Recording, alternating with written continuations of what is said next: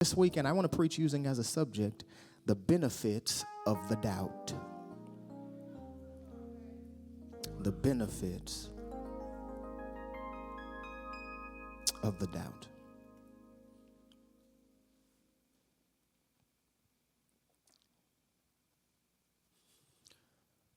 My name is Thomas, and no doubt, I'm sure you've heard of me.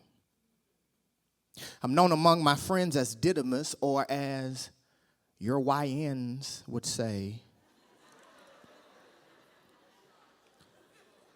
I'm twin.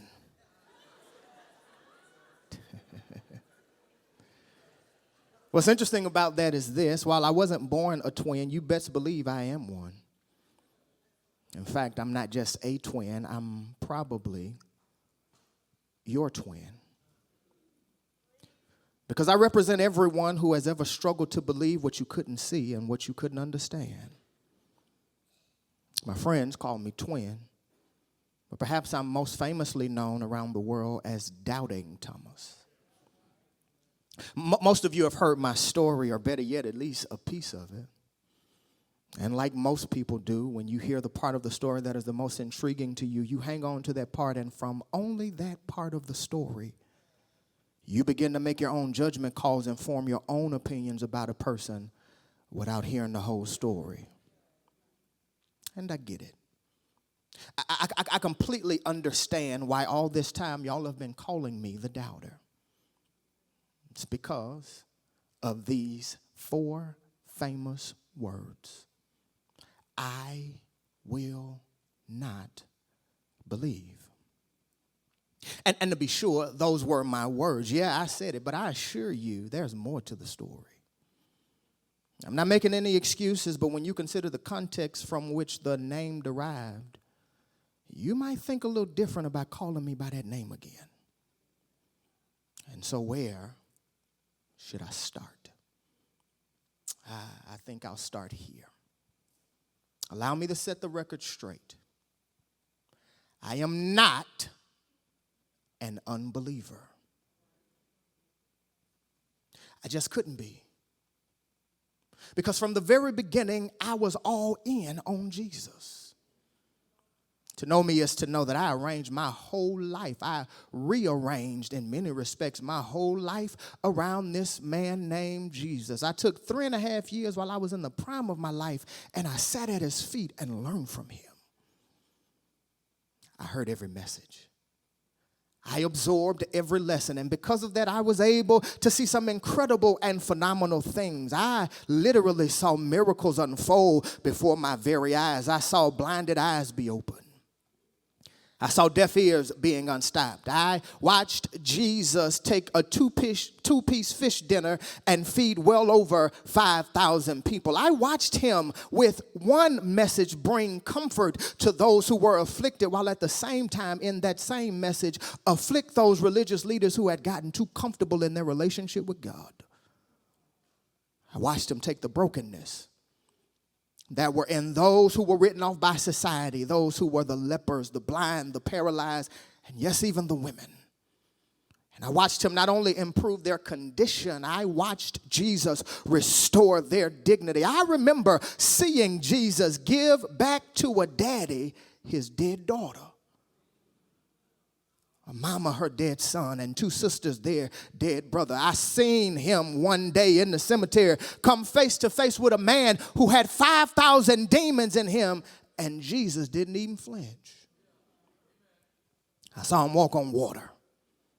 I heard him I heard him in the middle of a storm with my own ears tell the elements to sit down and shut up. After everything I saw, there was no way that I wouldn't believe in Jesus. I don't like it when people call me an unbeliever, because that's just not true. I couldn't have been an unbeliever because I gave up everything to follow Jesus. In fact, I was so committed to following Jesus that when Jesus insisted on going back to Bethany to check on Mary, Martha, and Lazarus, knowing that there was a hit out on him by the religious rulers, I was the one who said, no, Jesus, we're not going to let you go by yourself. We all going to go with you, because if they try to kill you, they're going to have to kill all us too. I was so committed that when Jesus started talking about leaving us and going somewhere to prepare a place for us, I was the one who looked around the room and saw confusion on my other brothers' faces. And I was the one who was bold enough to say to Jesus, hey, wait a minute. Jesus, first of all, where in the world are you going? And second of all, if we're supposed to be going with you, how are we supposed to know the way? There is no way that you can call me an unbeliever. I gave up my comfort for his call. I gave up my certainty for his cause. I gave up my convenience for his commission. And while there were times when I wondered what he was doing, and while there were times when the way Jesus moved didn't make sense to me, the reason I stayed committed and connected to Jesus was because every day he would either say something or show me something to reinforce the reality that there was something unique, something special, something otherworldly, something divine about him. And that's why the crucifixion broke me. Because while I had seen him do what he did, and while what I seen him do made me a believer, it was also what I saw done to him that caused me not to disbelieve, but to doubt. I can see that moment so vividly. I watched the government, the system, do to him what systems do to truth when truth gets loud.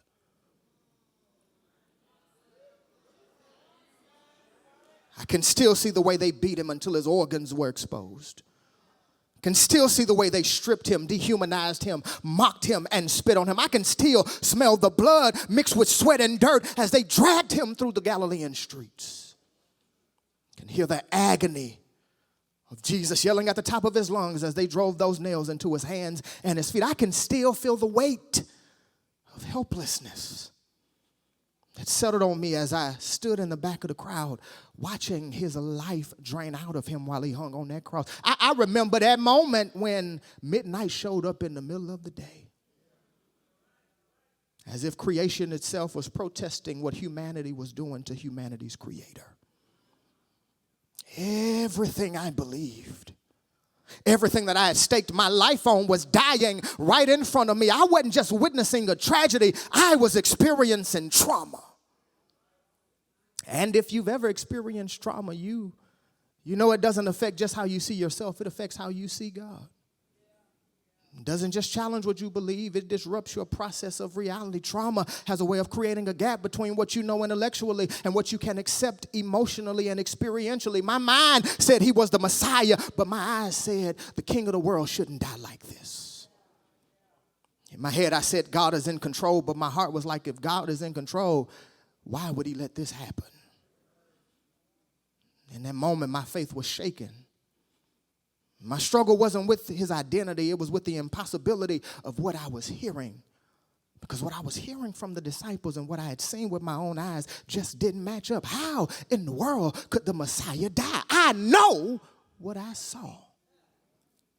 And I knew what happened with crucifixion. Nobody ever came back from that. I had seen Jesus die, and not only that, I watched them take his limp, lifeless body down from the cross, put him in the grave, roll a large stone in front of the grave, put the Roman seal on it, and I saw two soldiers standing outside that tomb guarding it. It was clear that this was the end of Jesus.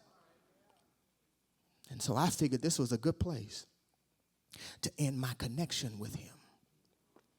But don't get it twisted. It was never the truth that I stopped believing that Jesus was real.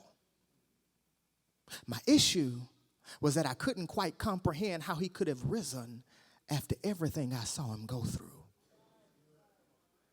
And I just wasn't going to make myself believe that Jesus could recover from something that traumatic, that tragic. That's where my story begins. And I start there because going forward, if you plan on telling my story, here's what I need you to do. Tell it right.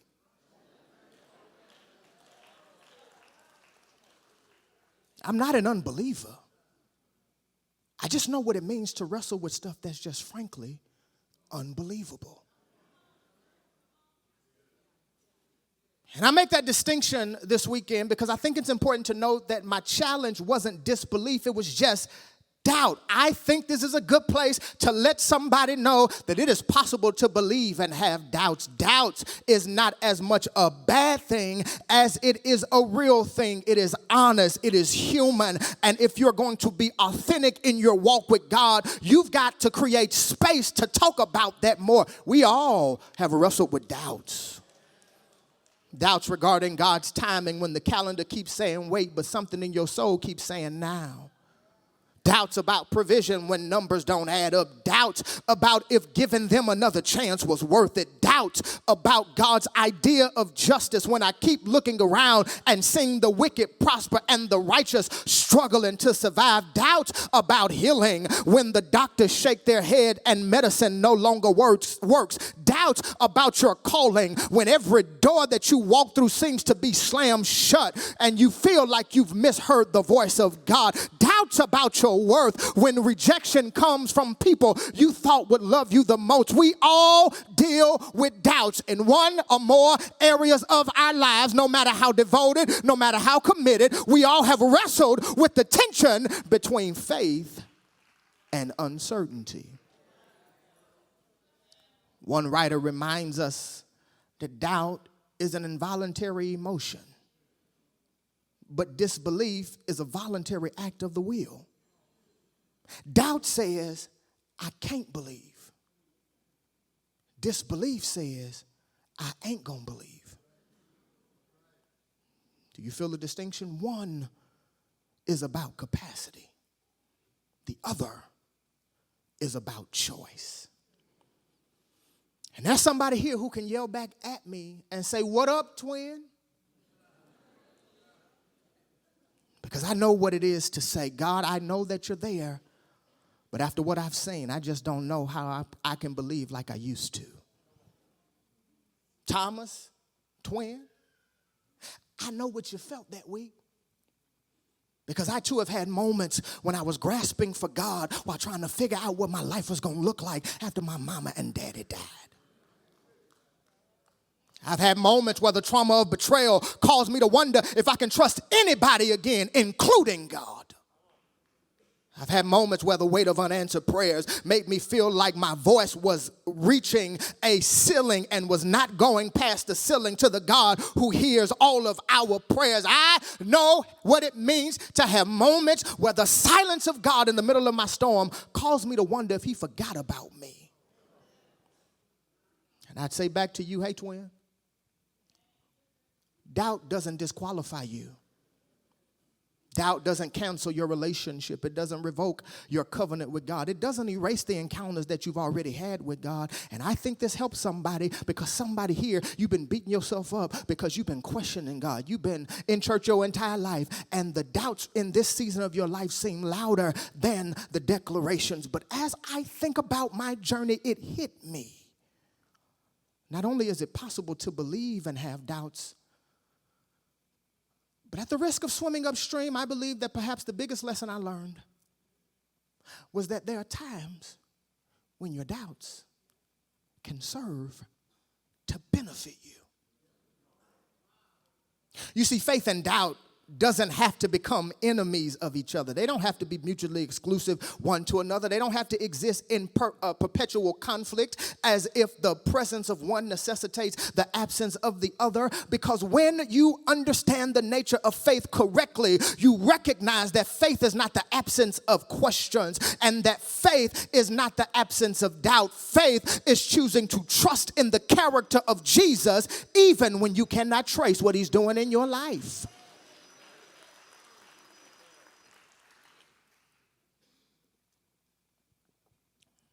And so I know you're asking, twin, in what ways can doubt benefit me? Well, here's what I realized. I realized that it was in my doubt, or that it was my doubt, rather, that drove my discovery. You see, the truth is my story didn't have to happen the way that it did. In retrospect, I probably wouldn't have even had said what I said if I had chose to stay with the boys when everything was going down. You see, when everything went down, we thought it would be best for us to duck for cover so we can deal with our grief and our uncertainty together. But what I saw was just entirely too much, and I felt like I needed to work my feelings, my trauma, my grief out by myself. But the truth is, we were all going through the same grief. We were all going through the same hurt, the same trauma, the same brokenness. And instead of working out my feelings and emotions with everybody else and benefiting from us all going through it together, I chose to try to work things out by myself. And so without telling them anything, I slipped away. They chose to stay together, and I thought it would be best for me to process my trauma in isolation. Call it grief, call it exhaustion, call it depression, call it I just can't do people today, but I didn't want to be around none of them. And I discovered, help me to preach this right, when you're going through, you cannot be your best self by yourself. Because faith is built in community. And often what the enemy of our souls does is that he uses things that we doubt about to keep us in isolation simply because he wants to turn those areas of doubt into disbelief. And then when I finally decided to come on back, something I noticed was radically different with the boys. It was like, though nothing was changing on the outside, there was this renewed sense of joy and peace about them on the inside. And to be honest, it didn't make sense to me because I know when I left, we were all beside ourselves. We were all tore up in grief. And I know I wasn't gone that long. And I know that nothing had changed in the world outside the room. But I remember walking in, and I said, "What's going on, bros? Did I miss something?" To which John looked at me and said, "Yeah, T, you just missed Jesus." I said, "Jesus? Our Jesus? The teacher? The Messiah? The one that was just lynched on Friday? Ain't no way Jesus was here when I was gone." And then almost like at once, they said, "Yeah, that Jesus. Jesus is alive, he is well, and he has risen." And he was right there in the room with them. I'm tripping, because wouldn't it be my luck? The same Sunday I missed is apparently the same Sunday Jesus chose to show up. And so let me be the first to tell you, try not to miss Sunday meetings. Because you never know when Jesus is going to show up. And let me be the first to tell you, there is nothing worse than feeling like God's presence passed you by while everybody else was getting blessed. If I would have been there, none of this would have happened the way that it did. Because I would have been in the room to experience what they said was a miracle. So because I missed the initial encounter when Jesus showed up, I missed the opportunity to experience the power of God, and I was forced to get the encounter secondhand. I had to watch them all live with a new sense of joy while I'm wrestling with all this junk on the inside. For the next 7 days, I had to keep hearing about how Jesus showed up for them. And boy, were they laying it on thick. I had to hear about all that they had experienced. They kept telling me over and over and over like a broken record, "Boy, you ain't going to believe this. We saw the Lord." All I kept hearing was, "You should have been here, T. We seen him. We touched him. He was standing right over there. He hung out with us and ate fish with us." And the whole time I'm thinking to myself, somebody lying. Because I know what I saw. And it just became too much for me. So I looked at the boys and said, "Listen, I hear y'all saying I'm hearing what y'all are saying and everything. But if it happened to y'all the way it happened to y'all, I want it to happen to me." So there were those 4 famous words until I see the holes in his hands and put my hole in his side. I will not believe. But here's what you need to remember. It wasn't like I was rejecting their story. I just figured if it really happened for them, then something incredible like that ought to happen for me too. I just wanted my own proof. because I didn't want no hand-me-down testimony. I had gone through too much trauma to try to navigate using somebody else's testimony to help me know I demanded to have my own. And it wasn't because I was trying to be dismissive of their testimony or to be disrespectful of God's power, but I just knew what I was wrestling with demanded me to have something deeper than some secondhand hand-me-down testimony. And when you really think about it, it actually wasn't too much for me to ask for, when you consider the fact that I experienced the same trauma they did. If you remember the story correctly, they didn't believe at first either. That's the reason we was all hiding.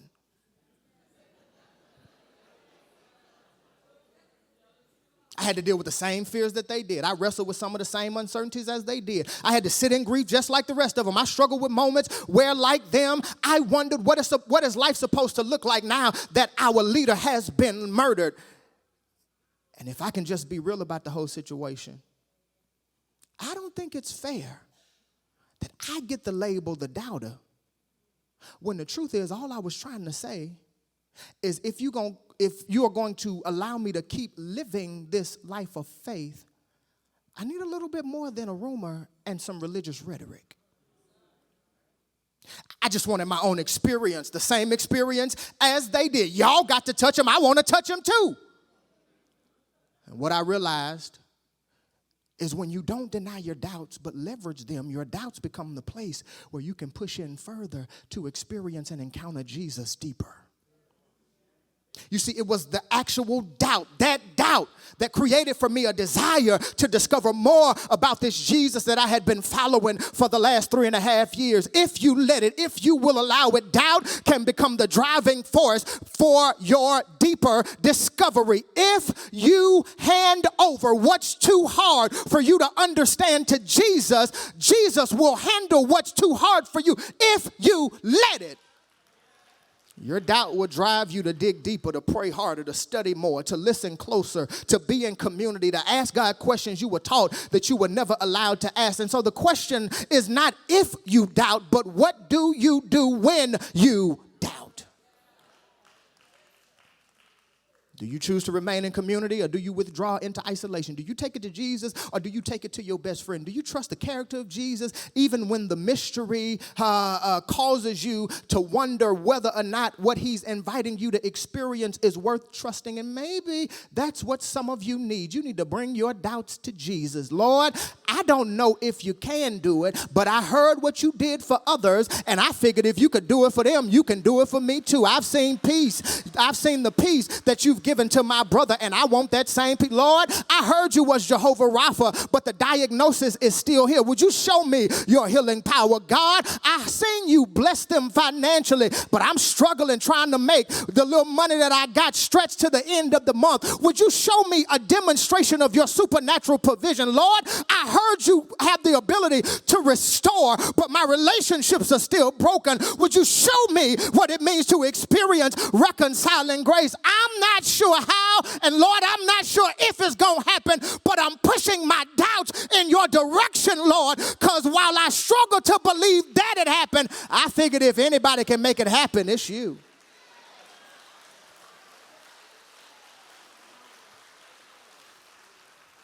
And so I learned that doubt drives discovery. But I also learned that doubt can be beneficial because that discovery draws a divine demonstration. 8 days had gone by.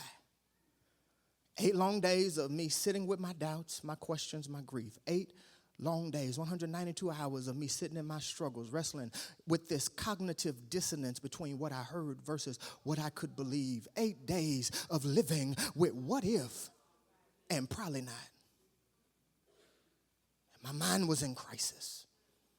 My spirit was just sitting in skepticism. I was in survival mode. I was questioning everything. I was hypervigilant. My emotions were raw. I was trapped in this traumatic loop where the resurrection felt more like a rationalization, and yet I had these other brothers around me talking about how much of a realization it was. It was bad for me. But I remember it like it was yesterday. On the 8th day, there we were again, hanging out in that room, and the doors were locked. And Jesus just pops up. He didn't knock on the door. He didn't climb through no window.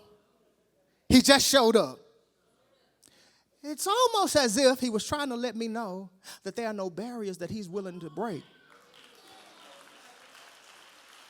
That he's not willing to break just to get to me. And he stood in the middle of us and declared to all of us, peace be with you. I needed that.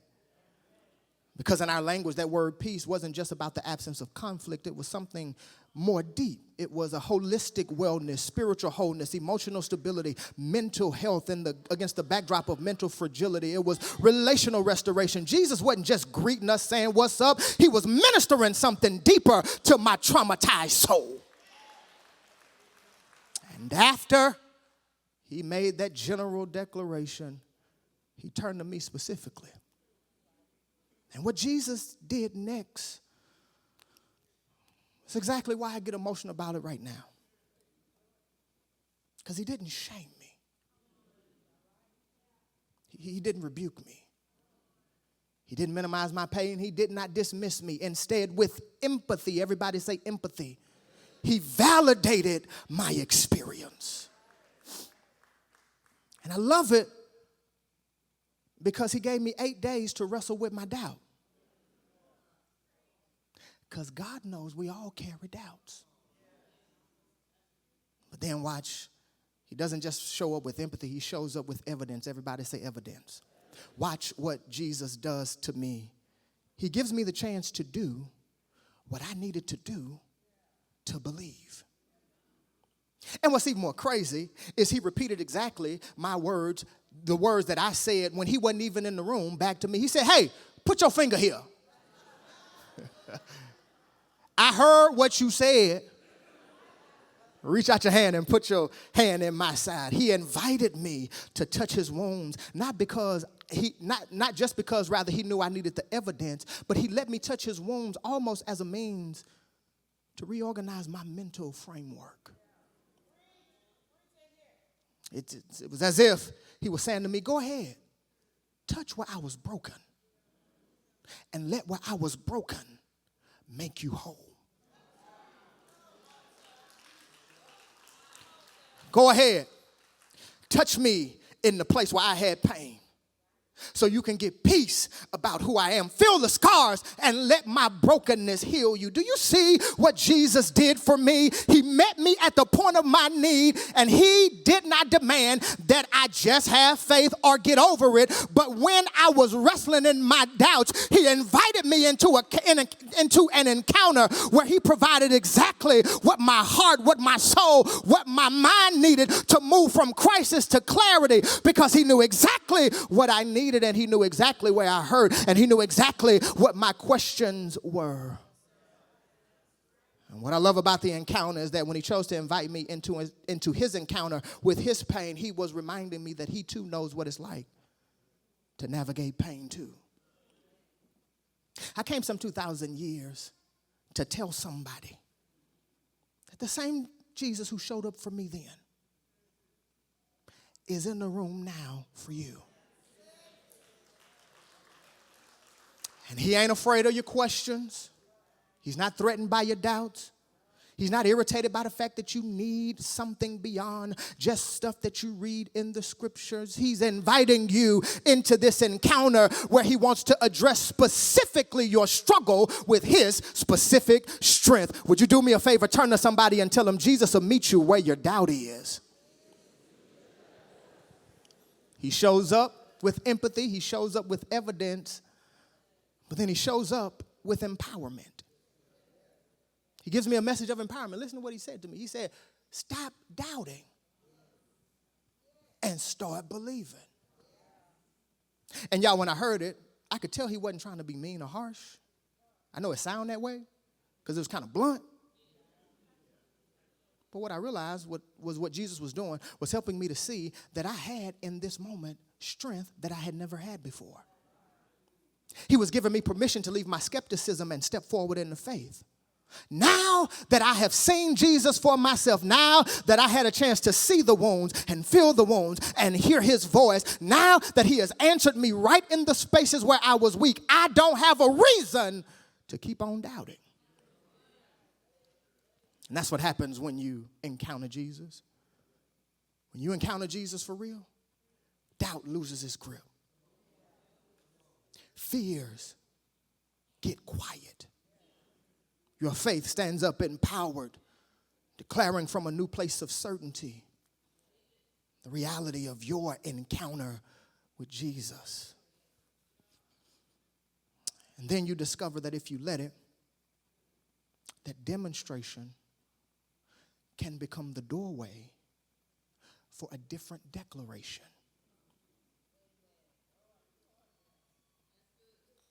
Because by the time Jesus finished inviting me to touch him, the truth is the invitation was good enough. I ain't even need to touch him. I thought I needed to touch him.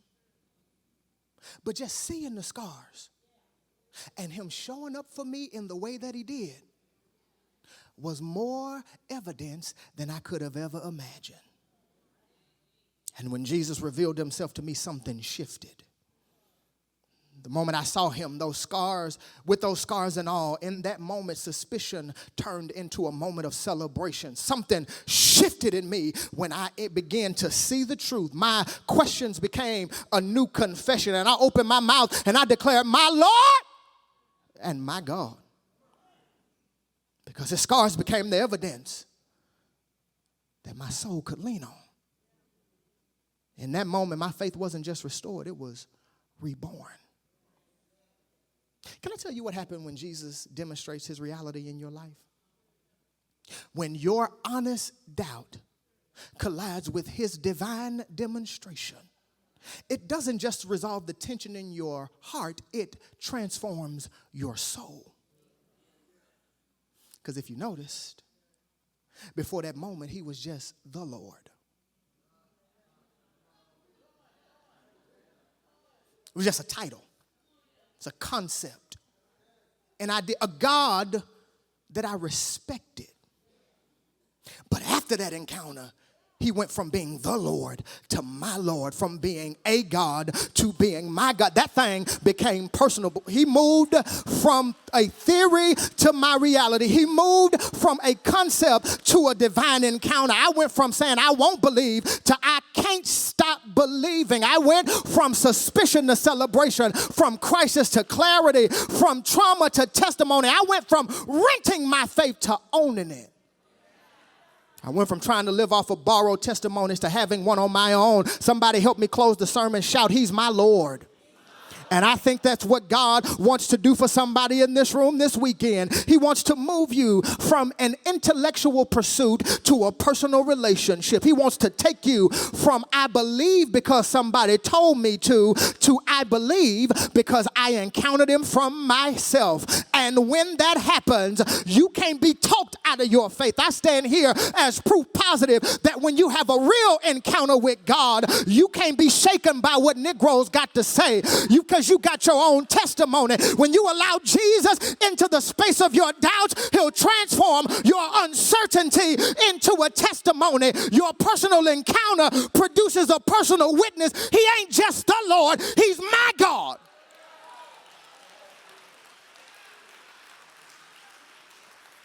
When that great prince of the pulpit, Charles Spurgeon, read my words, he correctly determined that these words were a devout expression of holy wonder, an expression of immeasurable delight. He correctly declared that these words were an indication of a complete change of mind and an enthusiastic profession of allegiance to Christ. It was a distinct and direct act of worship. And the reason why he said what he said is true is because when Jesus helped me to see in that, what Jesus rather helped me to see in that moment was not that the truth that what Jesus helped me to see in that moment was that the true purpose of doubt is not to bury our faith. No, when your doubts are properly handled by Jesus, doubt doubts are designed to give birth to a new level of boldness. When Jesus has met you, and when Jesus has loved you, and when Jesus has lifted you, even when your faith is shaken and nobody can talk you out of what you know for yourself. When you have your own experience with God, your testimony sounds a little like this. You can't make me doubt him. I'm starting to feel God now because I know too much about him. When you walk through doubt with Jesus, rather than walking away, your faith no longer is fragile. It becomes more resilient, more personal, and you become more vocal. And you walk around saying stuff like this: I believe in God the Father Almighty, the creator of heaven and earth. I believe in Jesus Christ, his holy Son, his Son our Lord, who was conceived by the Holy Spirit and born of the Virgin Mary. He suffered under Pontius Pilate and was crucified, dead, and buried. He descended to hell, and on the third day, he rose again from the dead. As you can see, I done switched characters. Now the Holy Ghost done showed up. He ascended to heaven and is seated on the right hand of the Father. For there he will judge the living and the dead. I believe in the Holy Ghost, the holy Christian church, the communion of the saints, the forgiveness of sins, the resurrection of the body, and life eternal. I'm done with the message, but do I have 25 people who will help me close the sermon? Grab somebody by the hand and just tell them, if you know, you know. Come on, look at somebody on the other side so that they don't get jealous. Tell them, if you know, you know. Because what's understood don't have to be explained. But I'm going to take about 10 seconds and explain to you, not because I'm struggling, but because you may be struggling and you need to know what a miracle, what a believer, what a follower of Jesus looks like. Grab somebody by the hand and tell them, neighbor, I ain't telling you what I heard.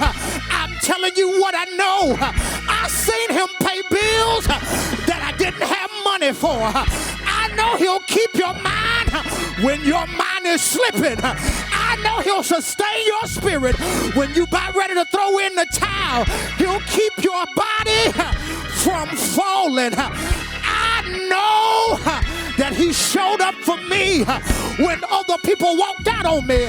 Grab somebody by the hand and tell them, if you know, you know that he healed you, that he restored you, that he met you, that he gave you peace. That's why you shout like this. That's why we give him praise. That's why we lift our hands. That's why we testify, because his demonstration has become the source of a new declaration. So is there anybody here who can take about 30 seconds and give Jesus praise for what you know? Let the redeemed, there it is, of the Lord say so. If he's opened doors, say so. If he kept your mind, say so. If he gave you the ability to believe again after all the trauma, say so. Say yeah. Say yeah. Say yeah. I ain't said this in a minute. I know he's all right. Come on, if you know, you know. I know what's understood don't gotta be explained, but it does need to be expressed. Open your mouth and give Jesus praise, because he keeps showing up for me. Say yeah! Say yeah! Say yeah!